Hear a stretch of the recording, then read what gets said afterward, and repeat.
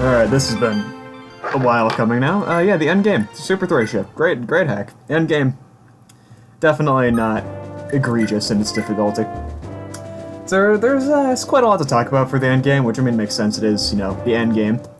First thing to kind of double with is that at the same basic principle as vanilla Endgame. There's 6 seals around the map that you need to have a player unit stand on in order to open the central room, which has the final boss in it.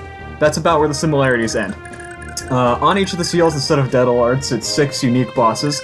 First one of which is Tiki, who is egregiously fast and hard to hit. She's not the most durable, but like best way to handle her is to have the dragon effective weapons from chapter 24, and then just like save state abuse, because you'll have like 20 hit even with like. Actually, no, you'll probably have less hit. She's ridiculously dodgy. And next to her, there's a couple of guys with upheaval. The one below her isn't that much of an issue, other than he has silence, I guess, but it's not, as far as status go, that's not that bad. Over here we have Ursula, who is present in chapter 14, if memory serves. You basically can't kill her. Carnage still gives magic and defense. She does move, so you can bait her off of the seal, and she's not the most dangerous, so you can pretty easily just handle her. Next to her are 3 Gyarados with Devil's Horns, you know, classic one-shots. And they have 60 magic, so it's hard to pick them off with a magic user, so you kind of have to risk melee range. Up here, Ashnard's back. He's here even if you don't go to 17, even if you do B-Root. He's like Ursula, he's pretty much impossible to kill, but he's also, once again, not that dangerous. I mean, of course he is pretty dangerous. 70 attack and 40 AS is nothing to scoff at, but he's not as dangerous as other enemies on this map are. Next to him are 3 Zeed morphs with a couple of weapons. And Ashnard, actually, when you open the door beneath Ursula, he actually moves, because he can pass through these 2 tiles, so he moves and goes down immediately, and then Zeed morphs start to actually spawn from where he was. I'll talk about the top in a second. Over here we have Limstella, who has the Crimson Note with 120 attack. That means that she one-shots, basically, unless it's a unit with capped health, capped magic, and is under the effects of either the Ensorcel Staff or is on the magic tile themselves. Incredibly dangerous. And next to her are 3 Gemmy morphs, each one with a different status state and magic type.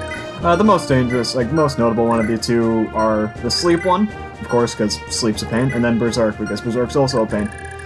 And lastly, not technically lastly, but down in this bottom left corner is a guy named Theo. I don't know, he's just here. He's a Verdugo. He's got a couple of Verdigos next to him. Most notable one of the 3, of honestly the 4 in general, like Theo's not that bad himself, is this Verdugo, because it has upheaval.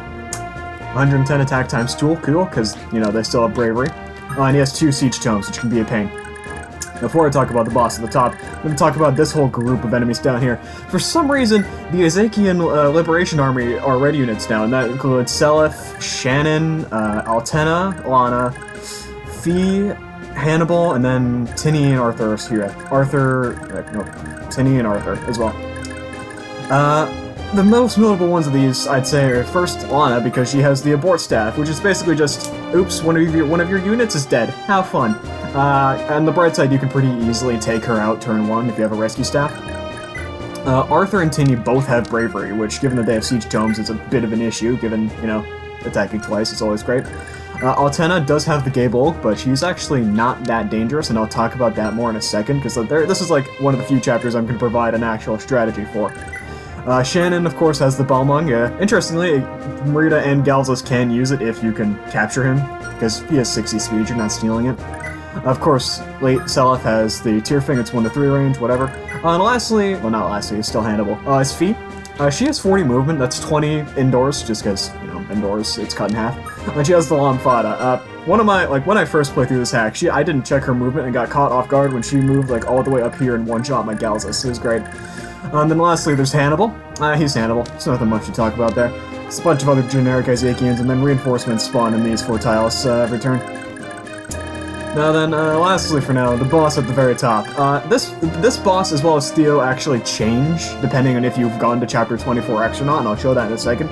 This is if you do go to Chapter 24X. Theo shows up, and then Izuka is the boss present. He has the Bilycere still, which is a pain, and he also has Rewarp, which means that he'll, you know, rewarp to you and cause major issues, but the strategy I'll propose in a second kind of makes him a non-issue. Next to him are Reinhardt morphs, which you can, and they're decently dangerous, but not the most dangerous. Now then, if this, like I said, Theo and Izuka are there if you do go to Chapter 24X, but there's actually different enemies if you did not go to Chapter 24X. First off, Theo is replaced by just Orsin. This happens even if Orsin's alive. It's weird. And he has the action stars and authority stars, which, I mean, makes him a bit more dangerous, but his inventory and I think the skills are the same. And then Izuka is replaced with Klaus, who doesn't have a rewarp or the Bylystir, which actually means that he's less of a pain than Izuka is. Like, the Abyssal Naga is dangerous and all, but it's not as bad as the Bylystir just because it doesn't stone.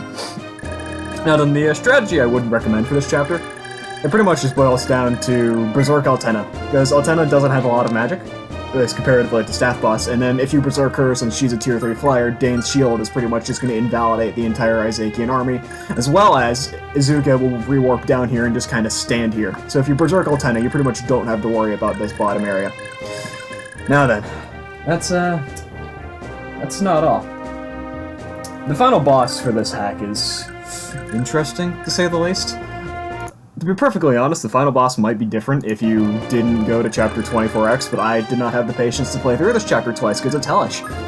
So we're just going to go through this enemy phase. I have player units standing in all of the seals so that the central room will open up after this enemy phase. Also, like, this is kind of what I mean. Like, this is what happens if you Berserk Altena. Like, the entire Isakian army and Izuka are just invalidated. In the center, there's this character who hasn't been at all present before. Apparently, her name's Leify. And there's actually 6 of her stacked on top of each other. There's the swordmat, like, I don't even remember the order you have to fight these ones in, but the 5 of them aren't that notable. They're just kind of like high stat, lots of skills, pretty standard fare for this hack at this point, to be perfectly honest. And then all the way over here, oh, that's kind of whatever. There's 2 more, there's a Master Knight and there's a Shaman, and then most notably is the Earth Dragon one. The Earth Dragon one is the final boss. This is the one at the bottom of the stack. She has 110 defense, and her Dark Breath has 115 range and also Berserks. Absolute pain in the ass to take down. You pretty much, you need the Dragon Effective Weapons from 24X to deal even, so, like, at all notable damage, and even then, it's not that much. Like, a capped strength axe user with the Earth Great Axe has 115 attack against 110 defense. You're still only doing 20 damage a round against 99 HP. This thing's ridiculous. It's just egregiously powerful. But really, like I said, like, the final boss might be different if you're going to go to Chapter 24X. I don't want to have to suffer through that again. And honestly, if it is different, it's probably less threatening than this is anyway. Just if Izuka and Klaus are anything to go off of, given that Klaus is less dangerous than Izuka. But yeah, no, that's kind of it for this chapter, and in turn, the entire hack. Same basic principle as vanilla, just Super Thracia. All the enemies are ridiculously powerful, the final boss is just stupid. But yeah, no, I don't think I'm missing anything else. I think that's it for the hack. I'm probably gonna, I'm not sure about probably, but I'm considering doing like a rough character tier list. It wouldn't be really specific, it would just be like, this character's roughly this good in relation to other characters. But that's, yeah, looking at my notes, that's it for this chapter. This endgame, it's even with, like, the Isakian army invalidated, this chapter's just not, I mean, this entire hack's not fun, but this chapter's pretty ridiculous, too. But yeah, no, that's it. We're done here.